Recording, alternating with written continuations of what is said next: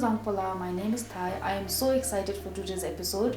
When I read about her, she makes me believe that dreams can come true no matter how impossible it may seem. She inspires me so much and I believe I'm not the only one. At the age of 29, she became the first athlete, male or female, from Bhutan to qualify for the Olympic quota in any sport till date. Please join me in welcoming our archer extraordinaire, our trailblazer, Karma.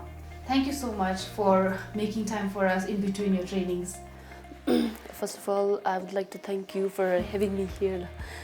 Before we get to your very exciting career, La, let's dial it back and get to know you a little bit more. So, where are you from originally and where did you do your schooling? I'm from Tshering Lham Thaye. I studied primary and middle school in my hometown, and I finished my high school in Pelkil School. Okay. And how many siblings do you have? Can you tell us a little bit about your childhood? We are 7 of us in family. Actually, we have a large family. So two elder sister, 2 younger sister, and 2 younger brothers. Oh. So my childhood life was like normal. So my childhood life was mostly spent on sporting. I was very interested in sports. Okay, but where did you think you got that influence from? Was other members of your family also very sport oriented?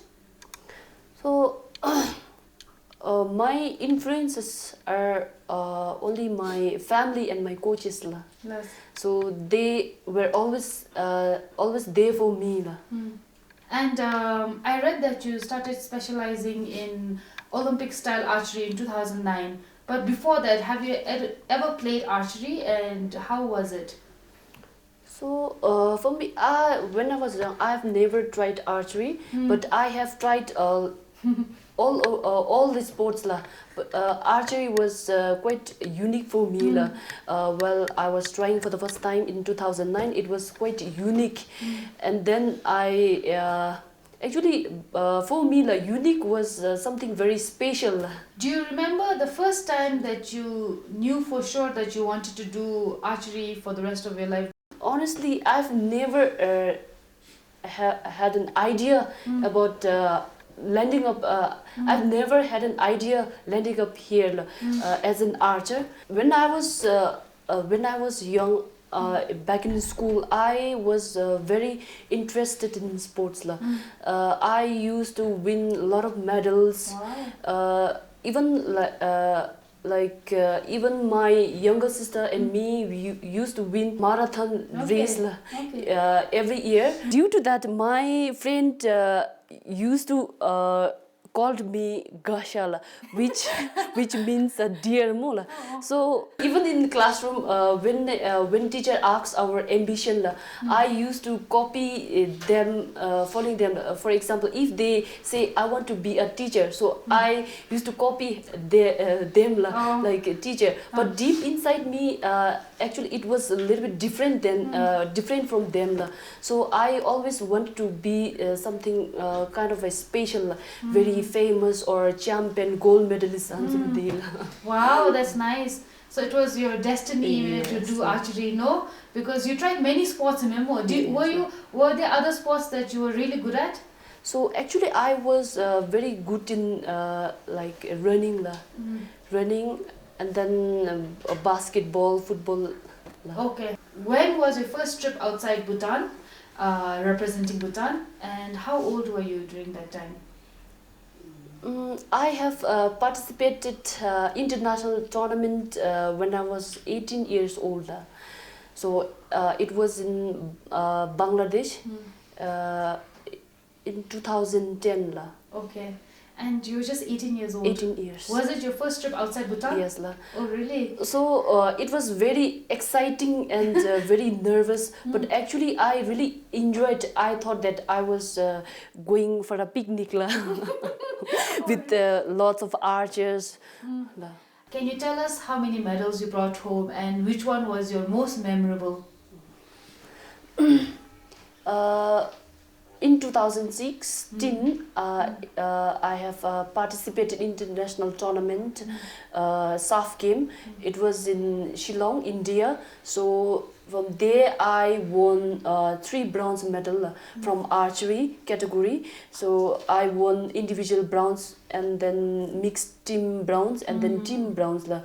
So in again in 2018, I won silver in mixed team, and in 2019 SAF game, which was in Nepal, so I won 2 bronze medal for my country. And my biggest achievement was securing a quota place for the Olympics. Yes.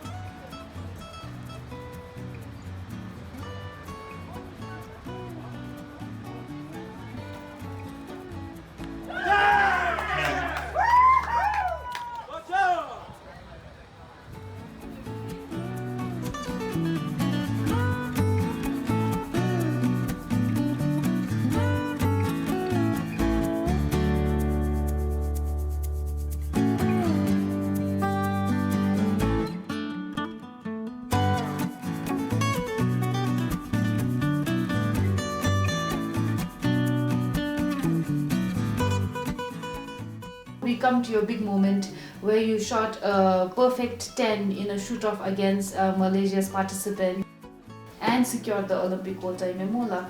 I watched the footage many times and I feel so much joy and so much pride as a Bhutanese and as a woman watching you there. And I wanted to thank you for giving us all that gift. And I also wanted to know what was going through your mind when you were aiming and ready there. Actually, there was a very tough time. It was very windy, very strong wind. So it was very challenging for me shooting in the wind. So when I was shooting shoot off, actually we have to shoot just one arrow shoot off, and then I just thought that I just have to focus on my life. I just think that I can do it. But if we for example, if I always think that yes I can do it, so I get more stress. I just go with the flow. Okay.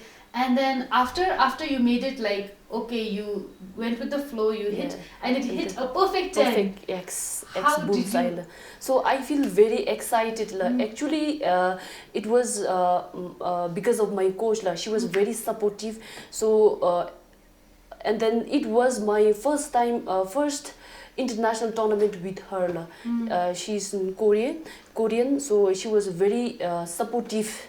And did you celebrate later on? What happened behind the scenes? Did you celebrate later on? What did you all do that day? So after winning the quota place, so when I reached back, so all my friends were ready with the reception, with the big cake and then lots of khadar. So nice. They were very happy. And you must have felt on top of the world. And how did your family react? So my family were very excited and very happy for me. Okay. Did you talk to them on the phone and you told them, how did you tell them? I just called my dad. So actually I just contact with him when I was in Bangkok itself, in the room. So I just talk to my dad saying that apa ngagi pisukchi me say. So he was say dada lijum in there, so you just continue. Nice. Along the same lines, I wanted to find out who is your biggest supporter, your biggest cheerleader through it all, because it's not an easy journey to make, no? So who has been your biggest cheerleader? So my biggest cheerleader is always my family and my coaches, because they are the only one who made me the archer. how do they, like, when you have low moments, when you doubt yourself, do they make you feel good about yourself? How do they do of that? course.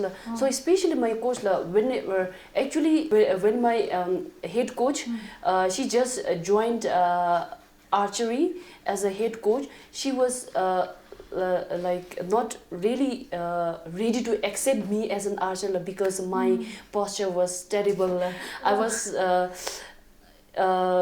comparing to them, I was a little bit weak, and then my posture was not very stable.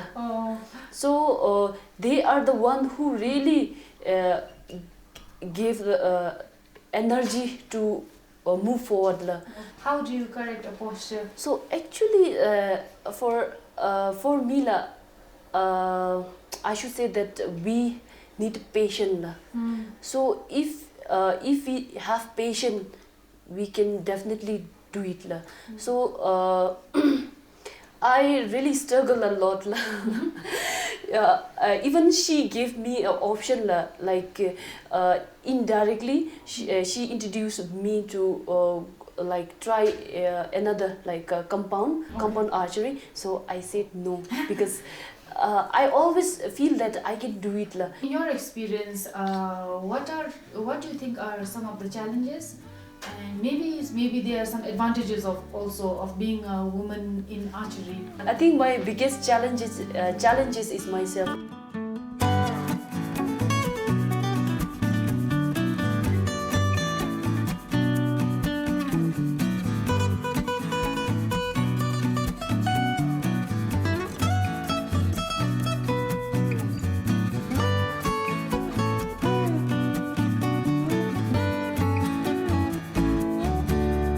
I have to focus only in myself, because I have to focus on my posture. No matter what others say, what others do, I just have to focus in myself posture. What is it about archery that you love? I really love archery because it's in my blood. Because archery is something that we have to fight by ourselves. So even in tournament we have to fight individual. I read that in August this year you shot a 656 point. 650. Oh, August. Okay, yes. 656 point in a remote sort of competition from Japan, and which is much more than the one you got in Rio and your Bangkok one. So it seems like you're not only keeping in touch with the sport, but you're actually beating your own scores. So how does your training routine look? So usually my training starts from morning 9 till evening 6 p.m. Beyond that, I used to train. I mean to say that I used to do overtime.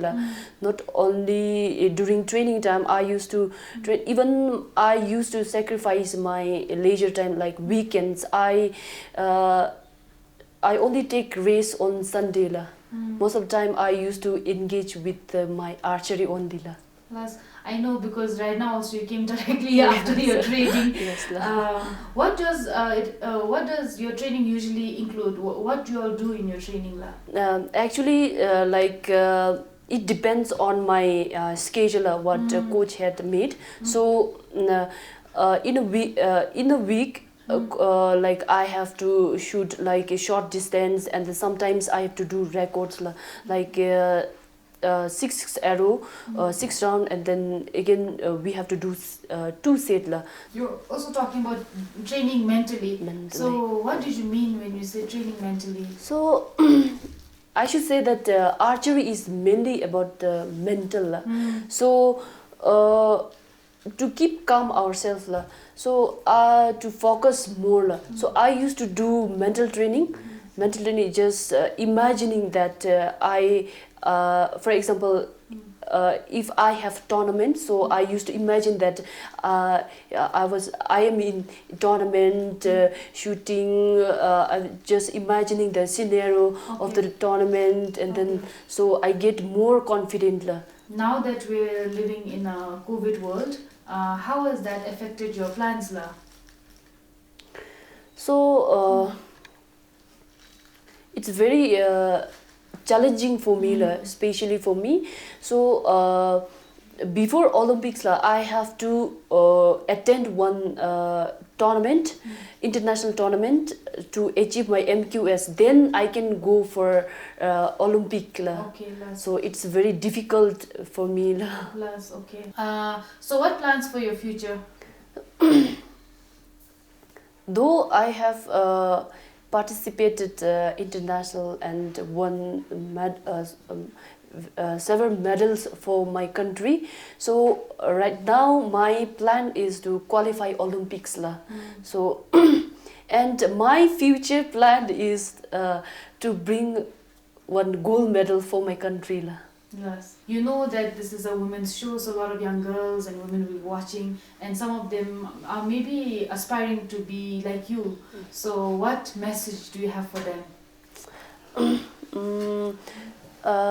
To all the women, to all the women who are watching this show right now, so I would like to say that don't worry about whether you can do it or not. Just give a try .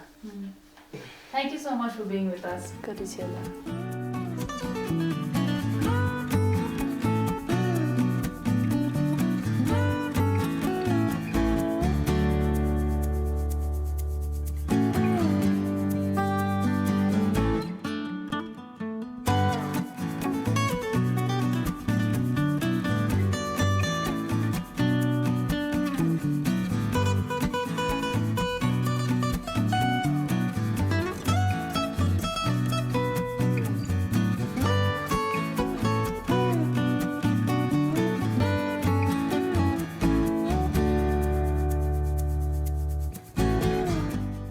Cooper by Tadinson.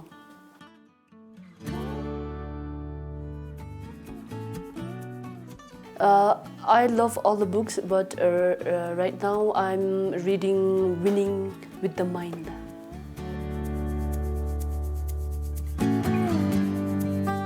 I just love to release my arrow .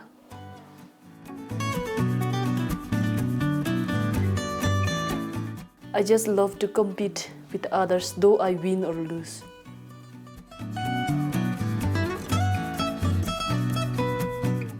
Evening.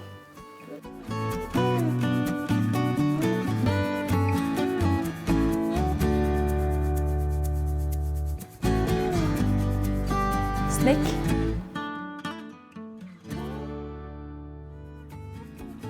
So when I just with my coach,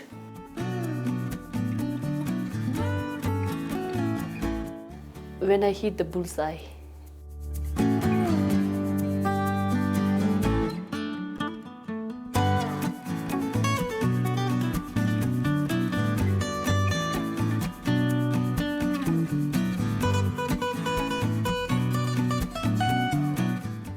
Would you rather practice early in the morning or late night? I'll go for late night because I just love to shoot alone .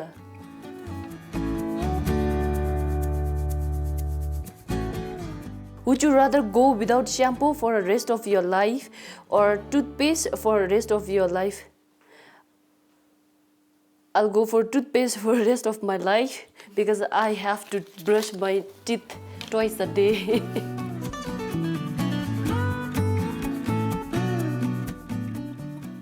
Would you rather play a game in the rain or in the snow? I would go for snow because I love snowfall.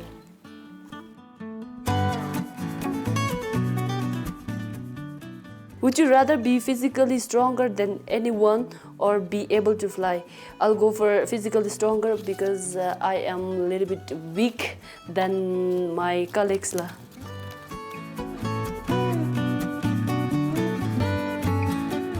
Would you rather be star of a bad team or an average player on an elite team? I'll go for average player on the elite team because I have to practice more .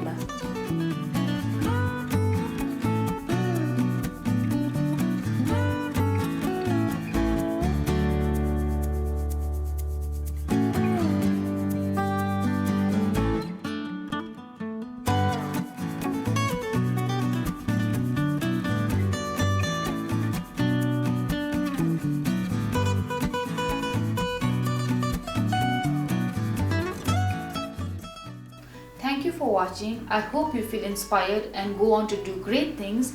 Do remember, you're strong, you're beautiful, and your story needs to be heard. Take care.